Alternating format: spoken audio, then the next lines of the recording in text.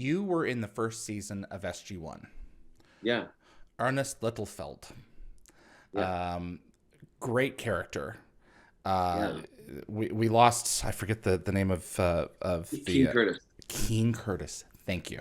We lost him a few years ago. Yes. SG1 was still young, so you've had the opportunity to work on two Stargate shows when they were both in their relative infancy and really in their infancy, brand new. Yeah. Tell us about being cast for Ernest. Well, it was really it was such a lovely part, and he really was earnest. The character was Yeah. very earnest. I look back at that episode, I'm a baby basically, and it was an episode called "Torment of Tantalus," right?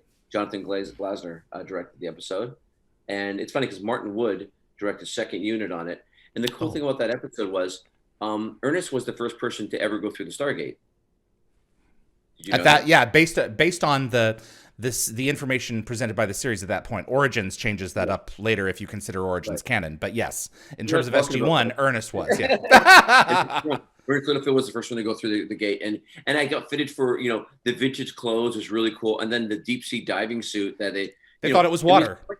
Yeah. yeah, quite amazing to go through that, and to be fitted for that and everything. It was quite a great episode, and King Curtis, who was a phenomenal actor, rest in peace, and to play the young version of him, and later on he comes back, and it was such a sentimental, beautiful episode, I thought, and many people love that episode.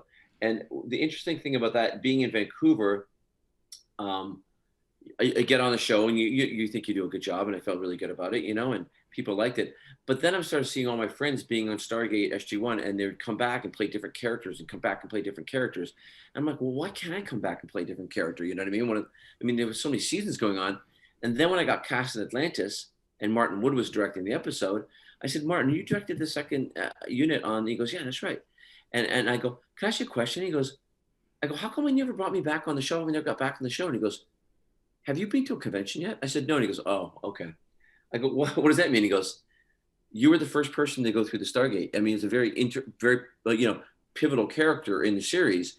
I said, really? And he goes, you haven't been to a convention yet? I said, no. Why do you keep on saying it? He goes, because the fans, they know everything about the show, right?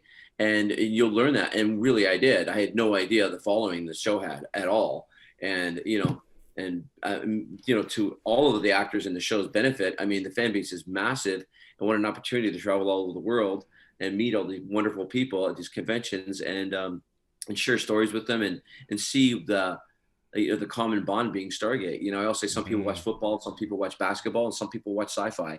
And Stargate brought so many people together. I still, when there's conventions going on, I see families that the kids were like babies. I held them, and now they're taller than me, and I'll still see the whole family go to the convention still. They're still watching. And, yeah, and they still watch together, and they miss the show, and they love it. And it was a show that families could watch together, and as an actor, having that opportunity to be part of that is a real blessing, and it's something I'll always cherish and never take for granted.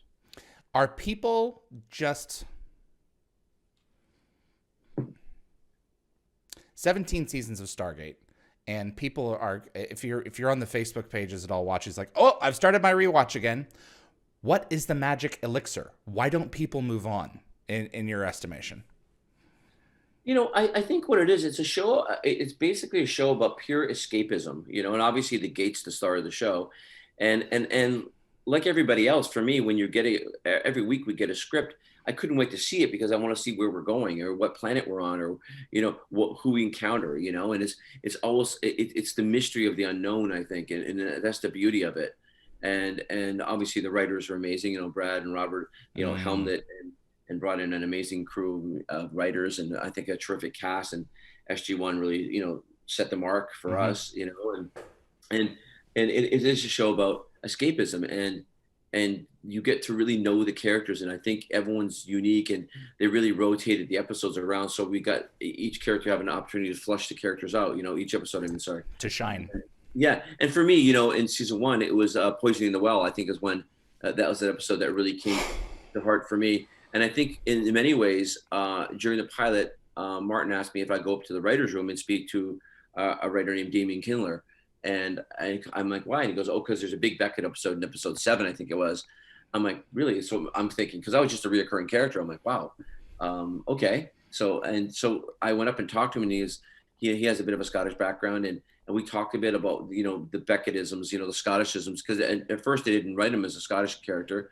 So I had a lot of liberties, adding little things, and instead of like wee baby turtles, instead of little baby turtles, things like that I would change, and obviously make sure it's okay with the writers, but they give me liberties in that sense, but only to enhance the character and the script, and you really embody the character that way, and having an opportunity to flush out a big episode like that was sort of, I think, a test for me as an actor to see if he can carry an episode, and after that, halfway through the season, they let me know that they want to make me a regular on the show, and I was like, yes, thank you. So it was really cool. Absolutely. Something was working with that character, Unfortunately, we lose some and we gain others based on, what's working in the mechanics of the show and what directions the writers want to take it. So that's really cool. What of the Atlantis cast, who would you look forward to working with the most when you would get the call sheet for the next day? It's like, who would make you say, like, okay,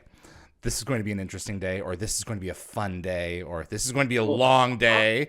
Honestly, everyone, everyone had their thing. I'll just go down the list. I mean, obviously, I love working with Tori. I think Beckett and Weir had an interesting dynamic as well. There was a sensibility between them. Yeah, almost like brother sister, a certain way. And obviously with David Hewlett, we had a great dynamic, like sort of the odd couple in certain ways. But our timing and sensibility, they're like best friends. You know what I mean? It was very and equal. Unlike the Zelinka, McKay relationship where there's a bit of a hierarchy there. Beckett was like sort of his equal, but in the medical. They gripe like roommates. Yeah. Yes, and that's the thing. And then all like everyone had their own thing. I love working with Rainbow as well. He's so fun, and Rachel, we just tease her mercilessly. It was amazing. And then obviously when Jason came in the show, we'd have a blast, and just everybody had their moments. And I honestly, any chance we had interaction with all the cast together, it was fun, and be able to do things. Dave and I had a certain chemistry that was undeniable, I think, and Rodney.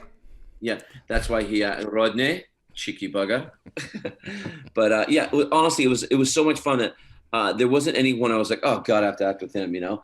It was always a pleasure. It was always really fun, and different relationships with each character. So it just mixed it up. It made it very interesting. I think the writers were really great at that. And like I said, they gave everybody their opportunities to shine, and that was the beauty of it. And that's a testament to good writing and really flushing out storylines.